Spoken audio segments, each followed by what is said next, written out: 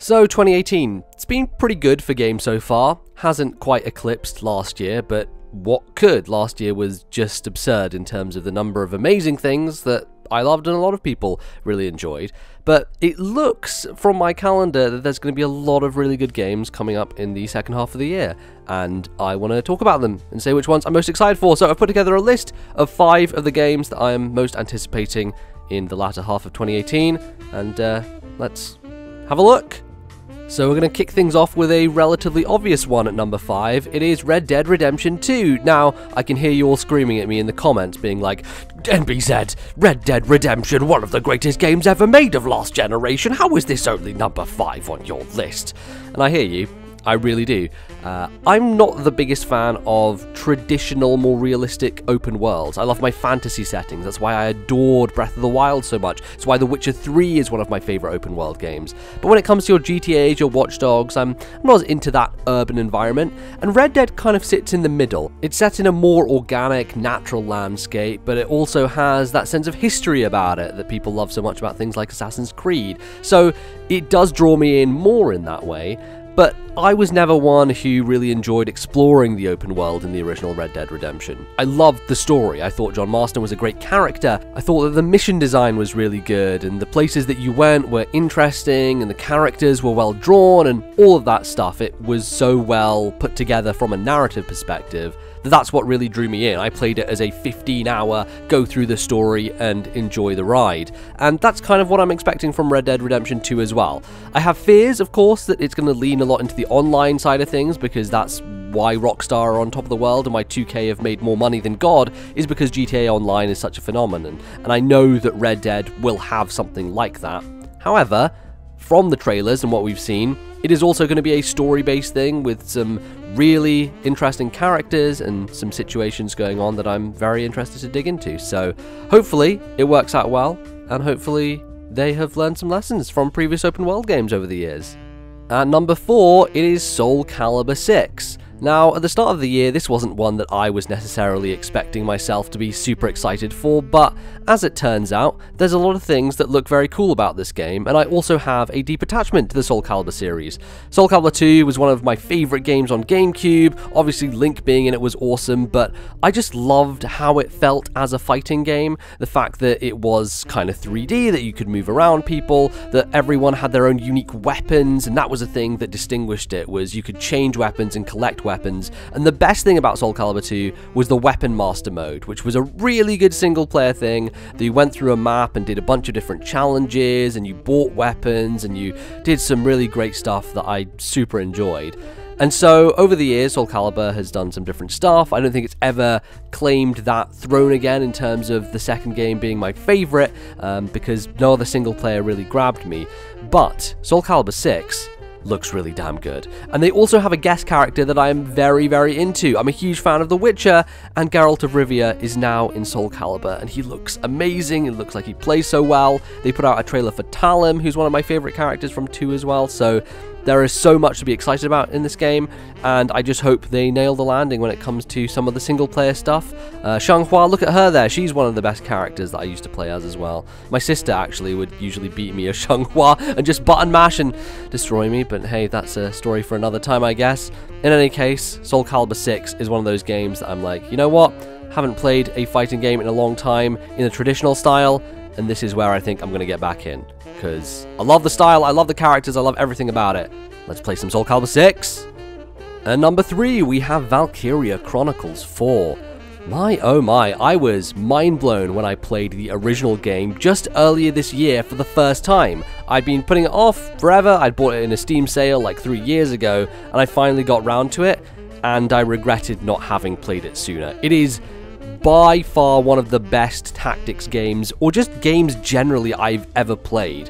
The nature of it being real-time with enemies shooting at you as you move around the battlefield, as well as having the turn-based tactics to draw on, the action points, the way that you move and you have a meter, the real-time aiming, everything about that game feels fantastic and so satisfying when you overcome the objectives.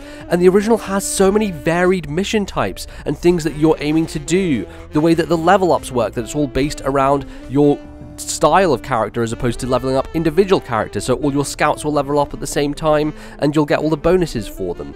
It's so well structured and designed, and the fourth game is apparently very similar to what the original was doing. It even looks exactly the same. Like, I'm looking at footage and trailers of it now, and it's almost identical to what I just played earlier this year. So there hasn't seemingly been a giant visual upgrade, but honestly, the style of Valkyria originally was fantastic. The very cartoonish anime aesthetic mixed with the real military of World War II, and this amazing watercolor pastel look that is just kind of timeless in its own way. So in that aspect, it's definitely still drawing me in, and I really want to play this game, especially on Switch, now that I can play it portably, which is fantastic. It just seems like the perfect fit for the system. It's a game that I really want to dig into, and I know it's going to take a lot of hours.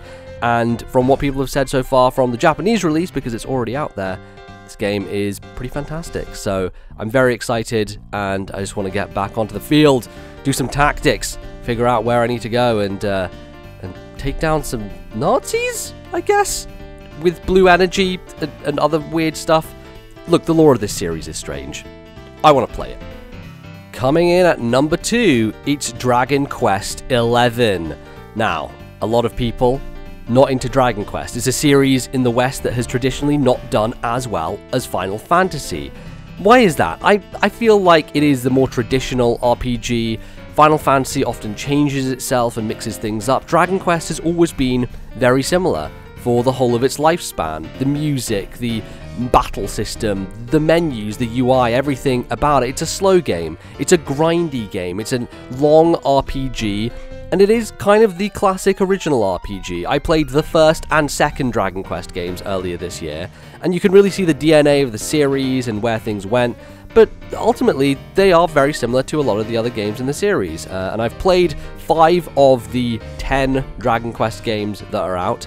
11 looks fantastic. It really feels like it is coming back to the big console and doing something that is more grand and epic, just like Dragon Quest VIII was back in the day. After 9 kind of went on to the DS and kind of brought things down a little bit, made it more for portable play and for people to play with their friends, locally, mainly in Japan. This is a big single-player focused RPG, and it just looks fantastic. The art style is gorgeous. I think that the characters all look really cool, and there is something about exploring a giant world, doing some RPG battles, and just engaging in the Dragon Quest-ness of it all, the traditionalness of it all, and how awesome it all looks. So I'm very excited to be playing Dragon Quest XI when it comes out in September, alongside, God, every other game released in history. So hopefully it doesn't get drowned out, because I want it to sell well and people to like it, because it looks really, really good. Number 1, if it wasn't obvious enough, is, of course, Super Smash Bros. Ultimate. How could it not be Super Smash Bros. Ultimate? It is the Smash Brothers. It is seemingly taking everything good about the Wii U game, adding every character the series has ever had, putting motherfucking Ridley in there, my son, and doing so many different changes, minute little details, having Link be in his Breath of the Wild costume, giving different final smashes to everyone to make them all kind of more universal and easy to pull off. The slow motion that you do when you do a massive hit off someone off the stage. It all looks to refine the formula to make it the most distilled, perfect version of Smash Brothers in this iteration that we have seen thus far. And it's coming in December, which means that we don't have much time for Sakurai to show off a bunch of new characters, if there even are going to be any reveals to happen, whether they're going to be able to keep anything secret before the game comes out, because as we know from last time, the leaks kind of ruined some of the surprise of characters like Duck Hunt Dog and things like that. So hopefully we're going to be able to get in there and maybe have some surprises going on. We don't know a lot about the modes still. Which modes are we going to get? What is the single player going to look like? Are they going to put Smash Run or the other board game weird thing in again, because those were really bad modes that no one really played and enjoyed in the 3DS and Wii U games? Are we going to have some kind of subspace equivalent? I doubt it, but that could be very cool. Sakurai has in the past said that, you know, he didn't like people uploading the cutscenes to YouTube, but hey Sakurai, it's 2018, everything is on YouTube, like literally everything from anything. So I don't know what he wants to do about that, but at the very least, this is going to be the perfect iteration on Switch, playing it portably and at home. Hopefully the online will be good. I want this to be the Smash Brothers that I play forever, and it may not ever be needing to be replaced. It could be the one that breaks the mold and brings everyone in and is just, for eternity, the best. Because I love Smash Brothers. Playing Smash Brothers with someone is maybe one of my favorite things to do ever. So I just want to do that, and I just want to keep playing it forever and ever. So that's why it has to be number one, because it's all I'm going to be doing as soon as it comes out. My Christmas break is just going to be taken up by playing Smash Brothers. So better be a slam dunk, and I have faith that it will be. So here we go. Bring on December 7th. I want it right now. Please give me Smash Brothers. Alright, well, that is my list. You can let me know yours in the comments. I know a lot of you will be like, well, why is Spider-Man not there? Where's Shadow of the Tomb Raider? What about all these other big games that are coming out that I didn't mention on this list? I wanted to put Spyro Reignited Trilogy on here as well, because, hell, that's a game that I am super into from a nostalgia standpoint. I felt that this list was most indicative of the things I want to personally play the most. Spider-Man looks great, and I'm sure I will play it. It's not speaking to me on a personal level like some of these other games are, so that's just how it goes sometimes. So if you have any games that you are particularly excited about for the rest of this year, let me know in the comments, of course, and I guess I'll see you next time with another video talking about some video games and some stuff. So thanks for watching, see you guys next time, bye bye.